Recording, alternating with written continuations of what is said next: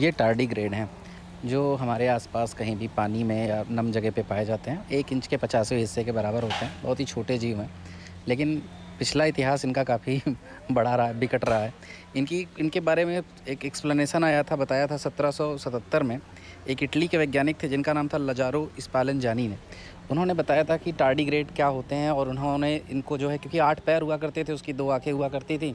Microscope का नया-नया आविष्कार हुआ था, तो इस वजह से उन्होंने स्टडी कर दी और उसके बारे में बताया कि ये जो हैं एनिमल किंगडम के जीव हैं, यानी जो एनिमल होते हैं उन्हीं में एक प्रजाति इनकी भी है। वैसे अगर इन वैज्ञानिक के बारे में बताया जाए तो लजारो स्पालेंजानी ने इसके अलावा भी तमाम बड़े प्रयोग किए हैं। उन्होंने आईवीएफ टेक्नोलॉजी पर उसी समय बात कर दी थी, यानी जो हम आईवीएफ आर्टिफिशियल फर्टिलाइजेशन है, जिस तरह बच्चे वगैरह जिनको नहीं होते हैं वो आईवीएफ का सहारा लेते हैं। कभी इस पे बारे में बाद में बात करेंगे। तो आईवीएफ के बारे में उन्होंने फ्रॉग पर और डॉग्स पर आईवीएफ कर ली थी, वो भी 17वीं 18वीं शताब्दी में, बहुत बड़ी बात होती है। उसके अलावा उन्होंने अबायोजेन एक थ्योरी उस समय हुआ करती थी स्पॉन्टेनियस जनरेशन की, यानी जीवन की उत्पत्ति जो हुई है वो निर्जीव चीज़ों से हुई है। तो तरह तरह के एक्सपेरिमेंट होते थे, लेकिन हालांकि इन्होंने जो एक कुछ इस तरह के प्रयोग किए जिसमें उन्होंने बताया कि ऐसा नहीं है, और बायोजेनेसिस होती है, यानी पहले जो नए जीव होते हैं वो पिछले जीवों से उत्पन्न होते हैं। बाद में 100 साल बाद लुईस पास्चर ने इस पे आगे भी काम किया। फ़िलहाल बात करते हैं टार्डीग्रेड की। तो पिछले 5 बार एक्सटिंक्शन झेल चुके हैं, यानी 5 बार धरती पे प्रलय आई, सब झेल गए। कैम्ब्रियन एरा से ही अभी तक अस्तित्व में है ये। विज्ञान की दृष्टि से बात करें तो वो तो मानता है कि ये धरती के सबसे कठोर जीव हैं आज तक जितने भी ढूंढे गए हैं।